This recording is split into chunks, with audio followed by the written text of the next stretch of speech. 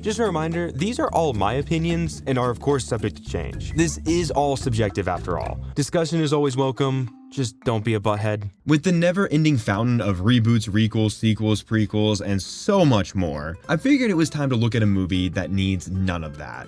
No thank you. No thank you. No thank you. Some classics, if not most, don't need any updating because what makes them unique is how they captured lightning in a bottle. A great example of this are movies like Jaws, Apocalypse Now, or even Elf. All great movies in their own right. And any attempt to touch these products just wouldn't have the same pizzazz as the original. And today's movie is no different because we are looking at the film that inspired Disaster Month and solidified my love for this genre. I of course am talking about the Dorothy approved 1996 roaring good time that is Twister. Full disclosure, up until now, I had never seen Twister before. Disaster movies are my favorite guilty pleasure viewing experience, but for some reason, not only had I never seen this movie, I also had no idea what it was about. I think that made my watch through even better because everything was a surprise, and honestly, this movie is way more grounded than the other two movies we've covered this month. So with that, let's get into it. The movie opens in 1969. Nice. As a TV foreshadows a tornado heading towards our unexpected farm couple. Luckily, our farm family is able to get to their storm shelter, which I gotta say, having your storm shelter this far from your house is a rookie mistake. That's a rookie move.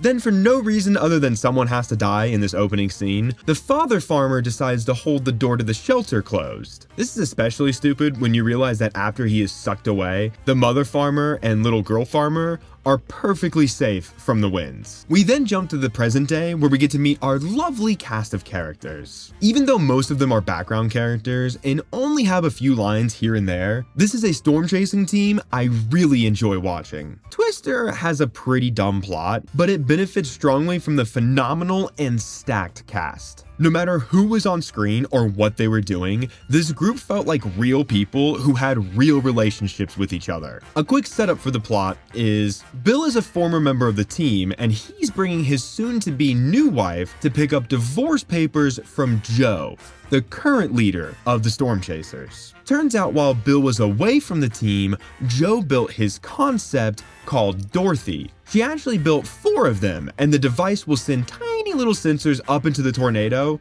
to help them better understand them and have more data to work off of. After much back and forth, and also Dusty, played by Philip Seymour Hoffman, who is the best supporting character in this whole movie. No matter what chaos is happening around them, this guy is always having the time of his life. So Joe ends up convincing Bill and his fiancée Melissa to come along to deploy Dorothy. Along the way to the tornado, we get introduced to rival storm chaser and bad boy Jonas, who is only in it for the money, not the science. Jonas is set up to be this super cool high-tech storm chaser, but his whole crew is a fleet of minivans and one semi-armored vehicle. Kinda hard to be a badass when it looks like you're shuttling a fleet of middle schoolers to their soccer tournament. After Bill's tire pops, the entire convoy of both Jonas and Joe's crew pull over and just wait for him to fix it. If this is supposed to be a competition, why would you wait for your competitor? Seems silly. That's stupid!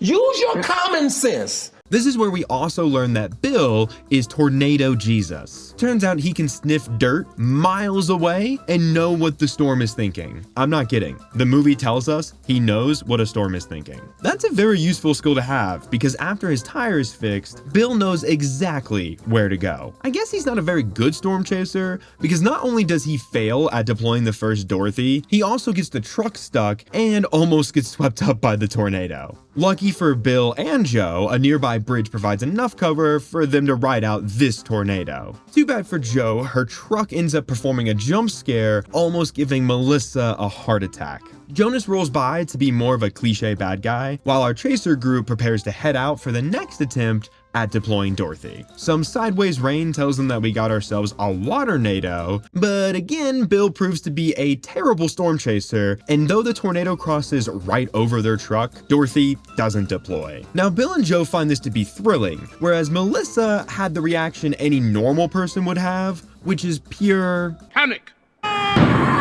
Being 0 for 2 on their Dorothy deployment quest, the team head to Joe's aunt's house to get cleaned up and get some food. We get a fun scene of the team telling stories and bonding around the table, including Dusty telling Melissa that Bill's nickname is the Extreme, because everything he does is the most extreme thing you could ever imagine. That was legitness. Yeah, it was. While in the middle of being a bunch of hooligans, the weather report tells them that another tornado is forming nearby. If Oklahoma actually has this many tornadoes in one day, why on earth would you live in Oklahoma?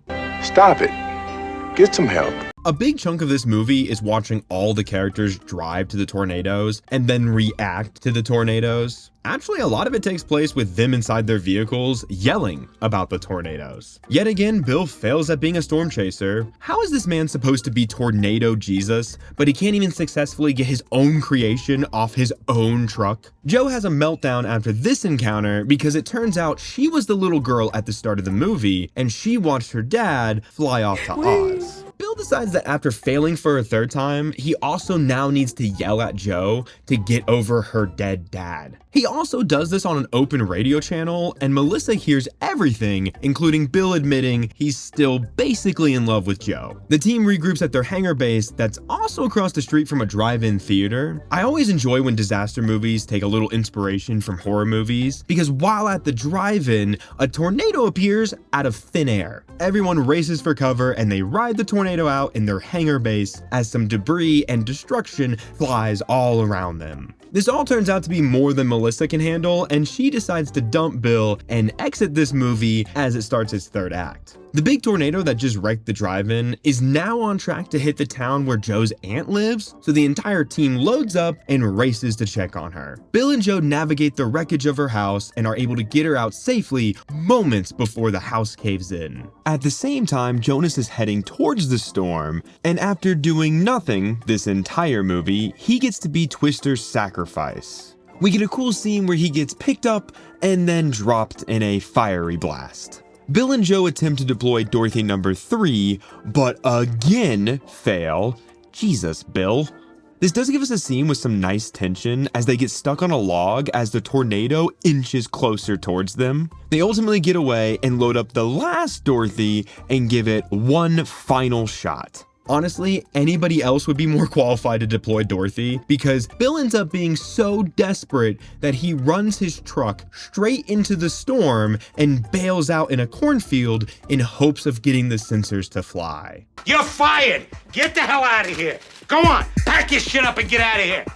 I guess for Bill it was a 4th time's a charm scenario, but besides being able to read a storm's mind, this guy is not a very good storm chaser. Someone should tell him that you're not supposed to get in the tornadoes, just observe from a safe distance. The tornado ends up shifting and our dynamic duo takes refuge in a small shack and use some leather straps to anchor themselves to the pipes and hang on for the ride of their life. In a pretty cool shot, they get sucked up a little, but ultimately survive the encounter and share a big old kiss to close the movie. I had low to no expectations going into Twister and came out loving it more than I anticipated. Even though the effects are dated, I still found all the destruction scenes super fun to watch, and every time they ended up in a tornado or near the chaos, the tension felt real. My biggest surprise from Twister was the script. It's unusual to watch a disaster movie where the script isn't complete garbage. Sure, Twister's script is still pretty rough. Killing yourself won't bring your dad back.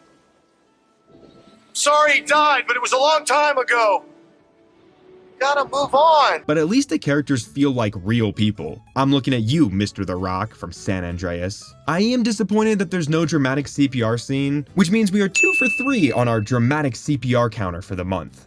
Given that this is the same director as Speed and Minority Report, I'm not surprised the action in this movie feels exaggerated, but also somewhat realistic at certain moments. Overall, I think this is a classic that deserves the love and praise, but we can't overlook the stupidity either. The idea of storm chasers competing like superstar athletes is hilariously dumb. And though the script makes you laugh, it also tries a little too hard to be serious at times. All things considered, I think Twister deserves a spot with Into the Storm and San Andreas to make Disaster Month 3 for 3 in So Bad, It's Good. Hey everyone, if you enjoyed this, don't forget to check out my video on the movie San Andreas. Don't forget to like, subscribe, and comment down below what movie you'd like to see me cover in the future.